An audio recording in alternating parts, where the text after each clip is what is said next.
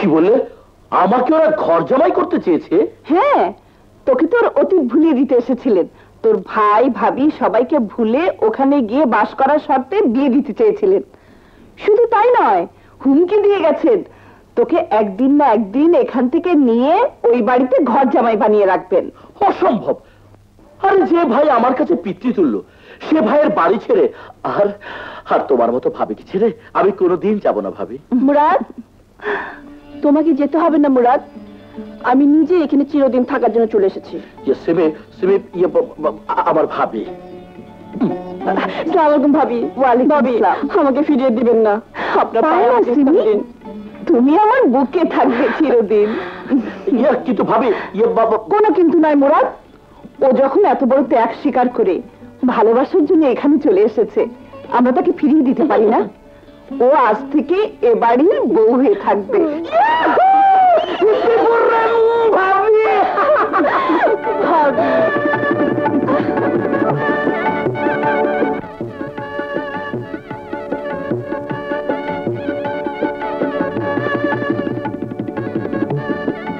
চলো। কোথায়?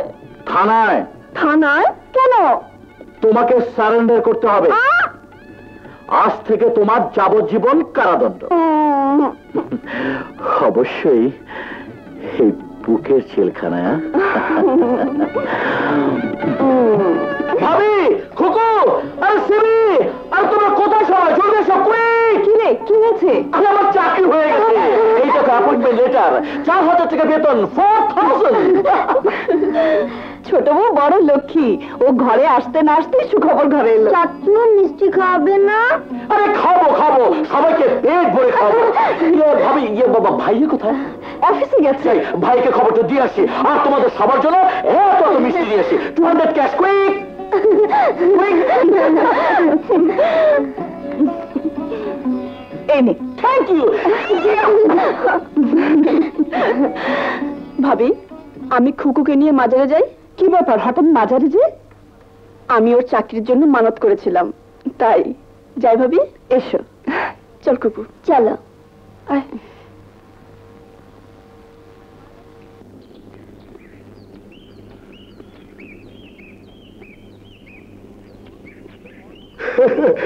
অদ্ভুত ব্যাপার, মুরাদের বউ না?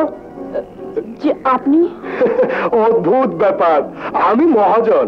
আহা, কি সুন্দর গতর, মা লাগে তোমার জন্য। মুরাদ তোমাকে বিয়ে করলো, তাহলে ওর ভাবির কি হবে? কি বলছেন আপনি? না, কিছু না কিছু না, আমি কিছু বলি না। তবে লোকে বলে যে ভাবি ছিল ওর বউয়ের মতো, সেখানে তুমি। অদ্ভুত ব্যাপার। চলো, মাজারে যাবে না? অদ্ভুত ব্যাপার, অদ্ভুত ব্যাপার।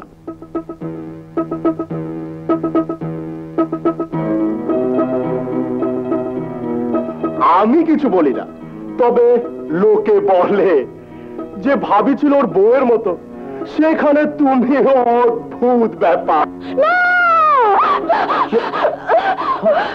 কি হয়েছে তুমি? না, কিছু না। নিশ্চয় কোনো দুঃস্বপ্ন দেখেছো। সবই যেন দুঃস্বপ্ন হয় খোদা, দুঃস্বপ্ন হয়। শুয়ে পড়ো, শুয়ে পড়ো।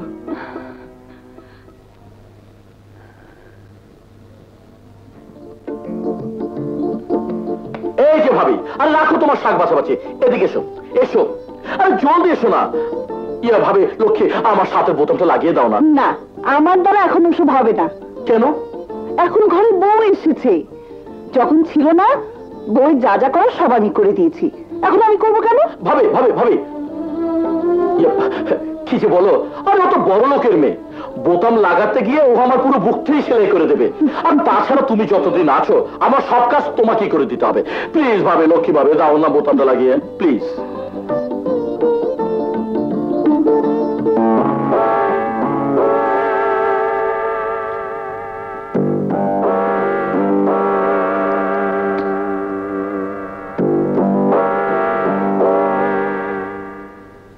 Thank you.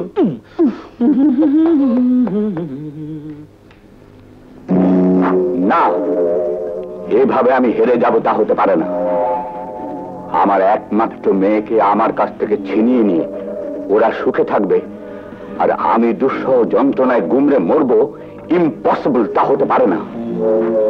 ওরা যেমন করে আমার মনে অশান্তির আগুন জ্বেলে দিয়েছে, তেমনি ওদের মনেও আমি অশান্তি আগুন জ্বেলে দেব। সিমি, মা সিমি। আরে আসুন আসুন। হঠাৎ ইচ্ছে হলো মেয়েটাকে একবার দেখে যাই, তাই এলাম। তা কোথায় আমার মা? সিমি খুকুকে নিয়ে স্কুলে গেছে, এক্ষুনি এসে পড়বে। আসুন ভেতরে আসুন। না না থাক, আজ আর বসবো না, আর একদিন। সে কি কথা, আপনি আমাদের আত্মীয়, খালি মুখে গেলে আমাদের অমঙ্গল হবে। কি যে বলেন, আপনার মতো লক্ষ্মী যে ঘরে সে ঘরে, না না না না। ইয়ে, সিমি এলে বলবেন আমার শরীরটা ভালো না, ও যেন একবার জামাইকে নিয়ে আমার বাড়িতে আসে। বলবো, অবশ্যই বলবো। আর চলি। আচ্ছা, সত্যি বলছো হবে? বাবা এসেছিল? হ্যাঁ, মুরাদকে নিয়ে তোমাকে যেতে বলেছে। মুরাদ, সিমির বাবার শরীর বেশি ভালো না, এ সময় রাগ করে থাকা ঠিক নয়। কিন্তু ভাবি, কোনো কিন্তু নয়, উনি যখন নিজে এসেছেন তখন তোমাদের আজই যাওয়া উচিত, এবং এটা আমার আদেশ। ঠিক আছে, চলো সিমি।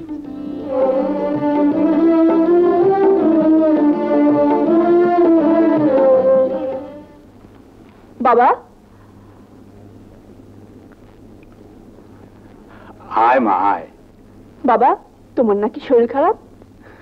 না না, ছিল একটু, এখন তুই এসে গেছিস, আমার শরীর ভালো হয়ে গেছে। তা তোমরা কেমন আছো বাবা? ভালো। বাবা, তুমি চলে আসার একটু পরেই আমরা ফিরেছি, আর একটু অপেক্ষা করলে না কেন? অপেক্ষা? অপেক্ষা তো করতে চেয়েছিলাম, কিন্তু তোর ভাবি আমাকে, না না থাকো সব কথা। থাকবে কেন, কি হয়েছে বলো? ভাবি কি বলেছেন? না না, ওসব আমার বলা ঠিক হবে না। তিনি যা ভালো মনে করেছেন তাই করেছেন।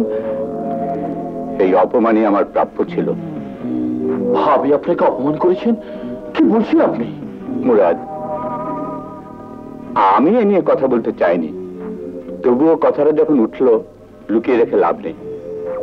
তোমার ভাবি আমাকে ইতর, ছোট লোক, আবার কোন মুখে এসেছেন ইত্যাদি বলে একরকম ধাক্কা দিয়ে বাড়ি থেকে বের করে দিয়েছেন। আমি মিনতি করে বলেছিলাম শুধু একটু অপেক্ষা করতে দিন, মেয়ের মুখ দেখেই চলে যাব। তিনি আমাকে সে সুযোগটা করে দেননি। আমি না হয় বিয়েতে আপত্তি করে ভুলই করেছিলাম, কিন্তু সেই ভুল সংশোধন করে যখন তোমাদের দেখতে গেলাম তখন আমাকে অপমান করাটা কি ঠিক হয়েছে? মুরাদ, তুমি শুনছো আমার বাবা কি বলছেন? শুনেছি, কিন্তু বিশ্বাস করি না। আমার ভাবি কারোর সাথে খারাপ ব্যবহার করতে পারেন না, এসো আমার সাথে। আমি তোমার সামনে ভাবিকে জিজ্ঞেস করবো।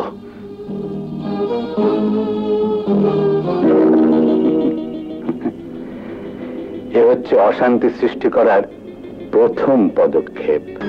মুরাদ, কি বলছিস তুই? আমি তোর শ্বশুরকে অপমান করেছি? হ্যাঁ, তুমি নাকি তাকে ইতর বলেছো, ছোট লোক বলেছো।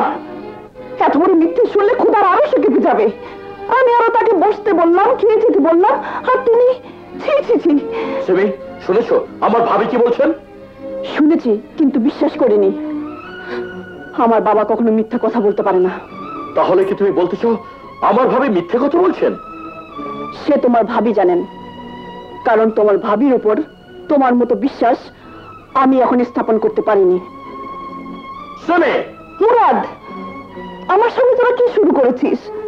আমাকে না তুই শ্রদ্ধা করিস? তাহলে সেই শ্রদ্ধার কসম দিয়ে বলছি, এই মিথ্যে নিয়ে তুই আর কোনো কথা বলবি না।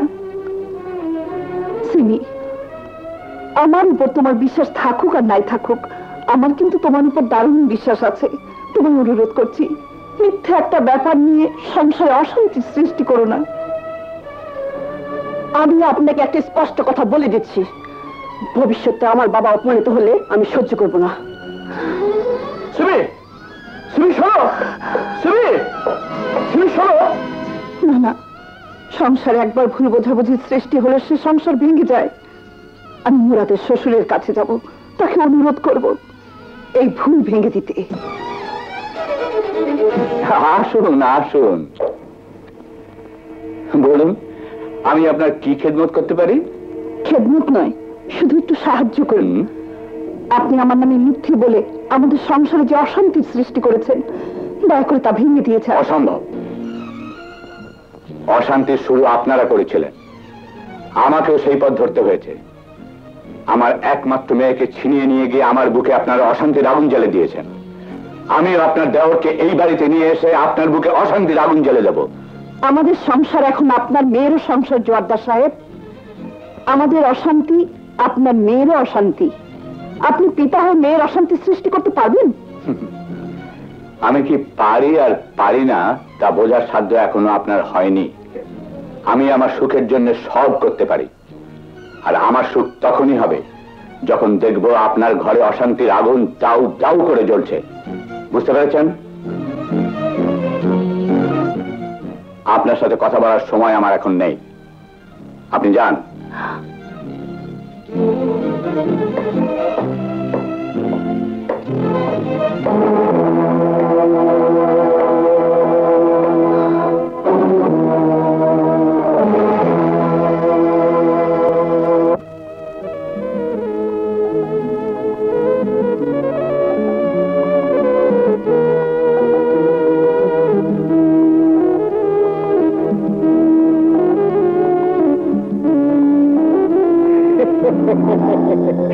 অদ্ভুত ব্যাপার যে দেবরকে নিয়ে স্বামীর অনুপস্থিতিতে কেনি করে বেড়াচ্ছিলেন, সে দেবর বিয়ে করে ছেড় দিয়ে গেল।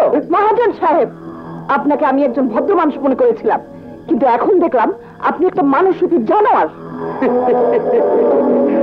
জানোয়ার? হ্যাঁ, উচিত কথা বলি তো, তাই জানোয়ার। শালি, স্বামী অফিসে গেলে দেবরের সাথে কেলি করে বেড়াতি? হ্যাঁ